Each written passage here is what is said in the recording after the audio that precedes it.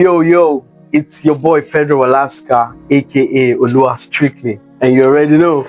And it's our journey to Vision Rescue 10,000 drug addicts. Yeah, just like the other video, I promised to tell us how I got involved into drugs, and this is it.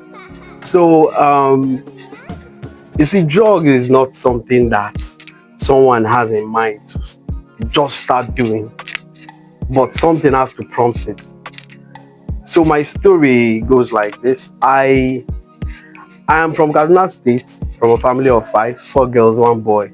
Like I'm the only son and the last child of my family. Lost my dad when I was 5 years old, and I was raised by my mom and four big sisters. So I was this young smart kid that was so ambitious and has everything positive about life. And I was actually doing well academically. I was one of the best students in my class, and at some point I became the best student because the person that I was competing with got transferred to another school, so I automatically became the best student in my class. That's from primary 3 to GSS 3, because I started doing drugs when I wrote my junior WAEC. And that very period that we're waiting to become senior students, that was the period I got involved into drugs. And it's actually a thing that if I sit down every day, I remember everything that happened that day. There's this friend of mine, I don't want to call names. He just called me one evening. He said we should just take a stroll to one. He's someone that we all know in our class that he is notorious, the most notorious student, and he's someone that we actually love to hang around with because he's this social, and he holds money too, that kind of feeling. So he called me, not like we were so close. He called me that we should just take a stroll one evening because we stay in the same neighborhood. Like the school is in our neighborhood and we stay in the same place. So we now took a stroll, and he told me that he wants to go and do something, that I should accompany him. I said, okay, move go now. And when we went, he knew that I was still a novice, so he was trying to like hide some things from me. But he actually brought me there for a motive, and that motive was to initiate me into smoking weed. So when he was trying to like hide it, but I know the motive was to make me start doing it, then he eventually just brought it to my face, and it was in a jungle. The name of the jungle is Tuleje, downtown. No, not downtown, Tuleje, Bakayad. Call it Bakayad in my area if you're conversant with television. Ngwankeje, that's where I grew up from. No, I grew up in Ongwaelwa, but generally it's television. So television has three parts. The Ongwaelwa, that's our own part, the upper side, then Ngwankeje and Ngwankadara. So we went to Ngwankeje, that's Tuleje, Bakayad. That's where the jungle is. He now brought the weed after trying to hide it from me stylishly. And so when he brought it, he was now expecting me to act like a novice.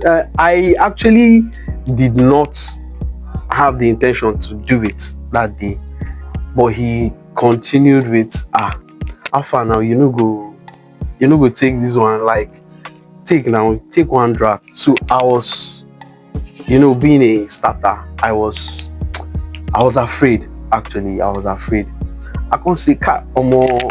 So he now brought an issue of someone. He said, you don't know this guy for our area. He called one of our friends' name. He said, in the drum now. And this very guy he called, his name is someone that if they told you that this guy does all those things, you deny it. Now I ain't the drum now, but you know, see saying just be alright. Like he now brought that story for me to get enticed. So I now said, Kat, Say to if you know if you smoke and make you chew am now, make you chop am. I can't say so I now collected it. My first experience was chewing. I chewed it first. Yeah. That's how. And to some of this, to someone that knows about this chewing thing, you'd understand that chewing takes time to work on your body and smoking. But when it starts working on you, because that one works with the vein directly, blood streams, it go cross. So I chewed it that very day, and that same day, after chewing it, we now went to another place because we had to stroll. You know that experience where we see person don't become, you don't start to take weed, we can't stroll go another place. Then later that day, it was around evening, yeah, then I now collected and had my first puff. Understand? And that's how I started doing marijuana. I can't dey smoke. We can't dey smoke. After school, we can't dey SS1 because that period was like almost when we start our first term in SS1. We can't start dey smoke. They do other things, but it was basically smoke with all these small gin like Cynthia, this kind of mild alcohol. So like that, the life they go on. And let me just go straight to the main parts. My family at this point, they never still know say I don't dey smoke. Oh, like I don't dey do all these things. Like this good boy wey they know don't they do all this kind of life.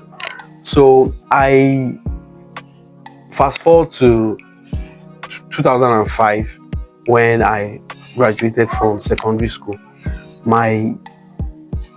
I gained admission to Kaduna State University. Okay, before that admission, that very school that I was attending, Victory Secondary School, Makaranta Street in Gwayelwa, I was supposed to write my WAEC there, but because of that lifestyle, I said no, they should take me to one area, Kakuri, Heyik Secondary School. It was actually a Victory Academy in Kakuri that I wanted to go because that one, bubbling did there. That's me and the same person that initiated me into doing this marijuana and other substances. So together, he told his family that he wanted to change school, that I should tell my family too. I persuaded my mom. My mom now said, oh, since that's what I want to do, like, you know, that kind of, she knows that it's not the best thing, but since that's what I wanted, she now said, okay, we'll just do them. I don't know, she discussed with my sisters. So they now agreed that I should go to that school since that's what I want. I can't go that school now. We can't go Heyik Secondary School. And Heyik, God,